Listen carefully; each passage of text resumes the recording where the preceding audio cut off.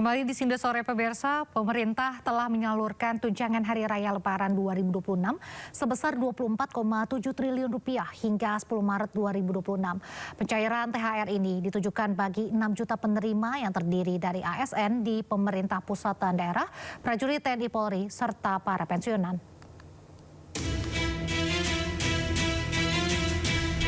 Pemerintah telah menyalurkan tunjangan Hari Raya Lebaran 2026 sebesar Rp24,7 triliun hingga 10 Maret 2026. Nilai tersebut setara dengan sekitar 45% dari total anggaran THR yang disiapkan pemerintah pada Lebaran tahun ini sebesar Rp55 triliun.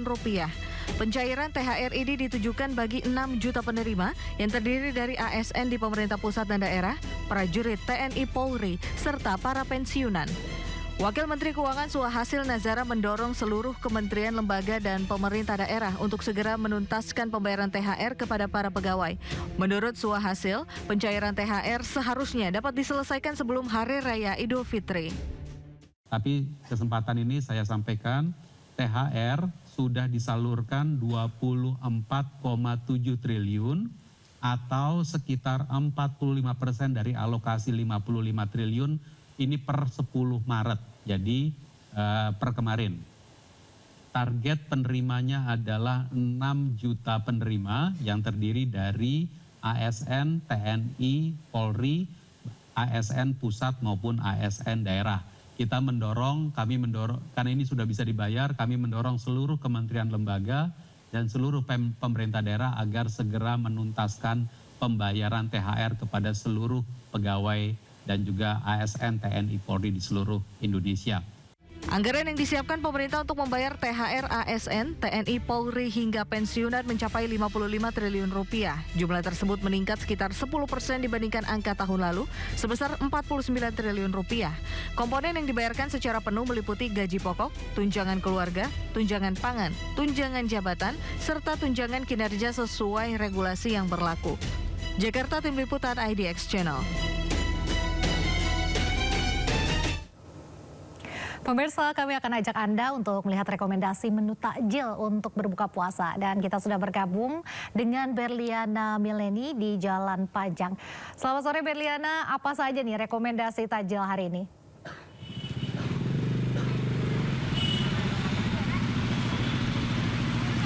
Sore Raisa dan juga pemirsa. Nah, menarik sekali, saat ini saya sudah berada di Jalan Panjang Kebonjeruk, Jakarta Barat. Nah, tadi ketika saya sudah berkeliling, ada satu pedagang yang menarik dan makanan ini menggugah selera saya nih.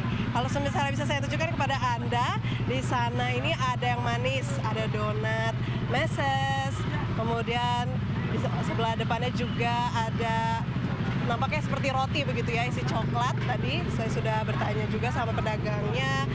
Kemudian kalau misalnya bergeser sedikit, ini di depan saya ada beragam gorengan, pemirsa. Nah, ini ada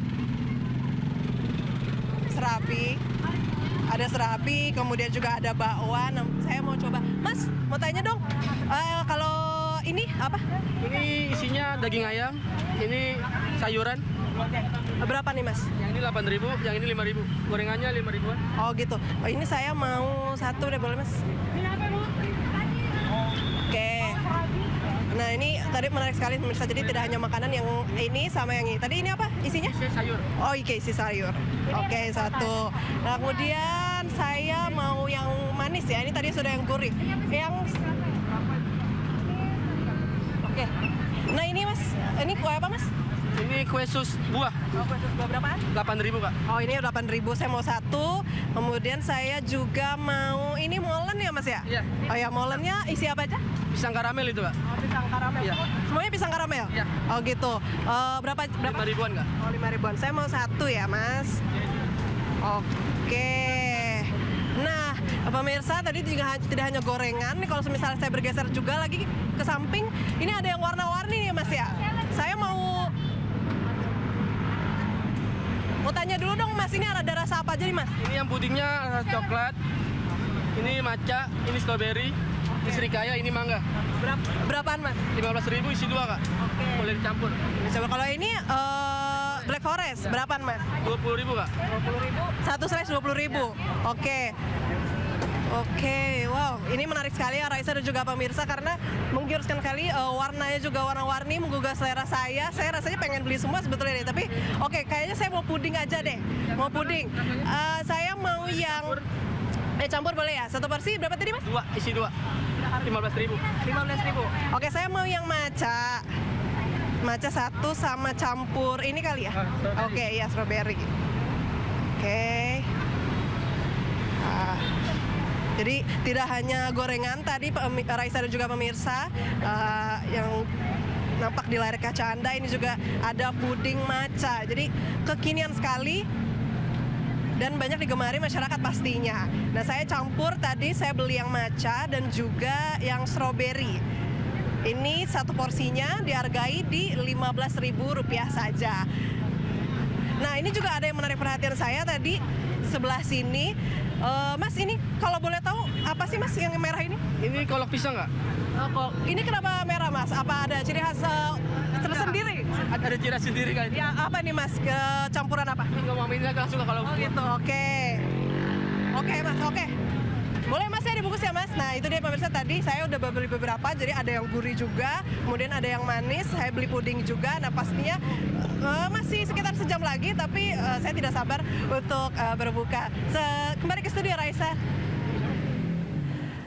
Ya memang kalau berbuka harus lengkap, ada yang gurih-gurih asin juga tapi ada yang manisnya juga. Enak banget itu tadi kayaknya puding matcha ya. Terima kasih Berliana melaporkan langsung dari Kebonjeruk, Jakarta Barat. Selamat bertugas kembali. Sebuah kapal penumpang terbakar saat pengisian penumpang di Dermaga 4 Pelabuhan Ketapang, Banyuwangi, Jawa Timur. Para penumpang dan kendaraan pun dievakuasi dari kapal.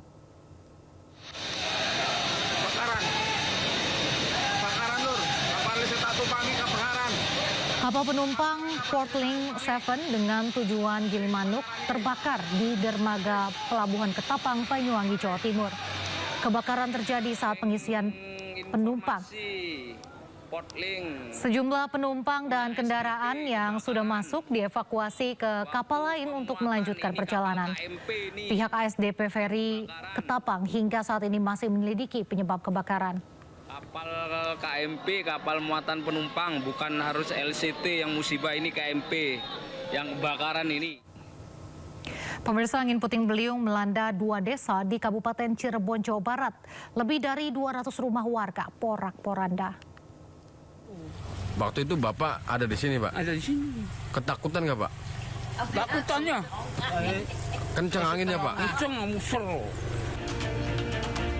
Selain merusak rumah warga, angin kencang juga menumbangkan sejumlah pohon besar. Saat ini warga hanya bisa pasrah sambil membersihkan puing-puing bangunan yang porak-poranda. Dari Cirebon, Jawa Barat, Toy Iskandar, iNews melaporkan. Pemirsa, meski cuti bersama Lebaran belum dimulai, sebagian warga Jakarta mulai mudik ke kampung halaman. Warga sengaja mudik lebih awal untuk menghindari kemacetan saat arus mudik.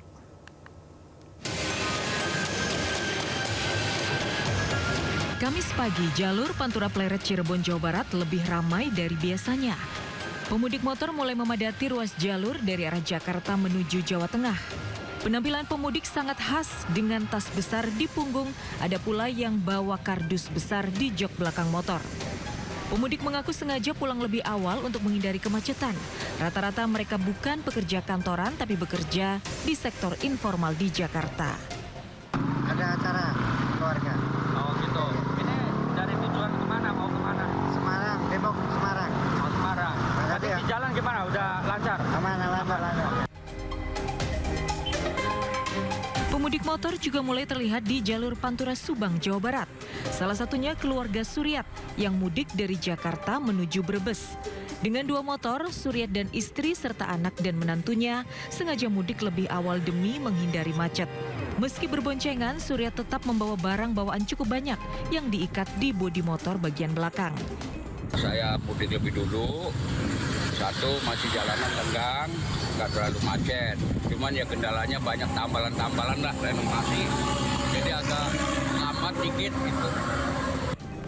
Pemudik diimbau tidak membawa barang berlebih demi keamanan berkendara. Tim Liputan iNews melaporkan.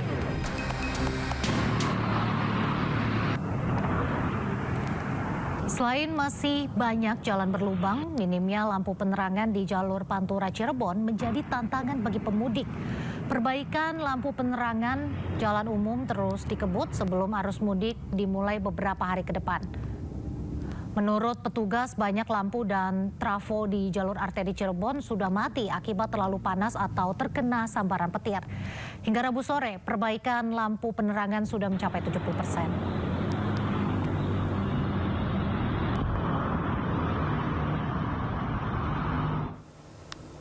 Sementara itu pemirsa, perbaikan ruas tol jalur mudik juga terus dikebut.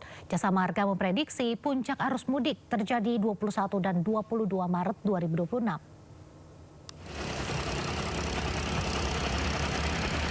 Jasa Marga mengingatkan ada 5 titik gerbang tol di Jawa Timur yang rawan macet. Di antaranya gerbang tol Warugunung dengan prediksi kenaikan jumlah kendaraan mencapai 155%. Sementara di gerbang tol Kejapanan, arus kendaraan diprediksi naik 82%. Potensi kemacetan juga berada di gerbang tol Sidoarjo, Pandaan, dan Singosari Malang. Untuk memperlancar arus mudik, tol Probolinggo Banyuwangi ruas Paiton Besuki akan dibuka fungsional mulai 14 hingga 29 Maret. Namun operasional dibatasi hanya untuk kendaraan golongan 1 dengan jam dibuka hanya pukul 6 pagi hingga 4 sore. Ini kelihatan ya?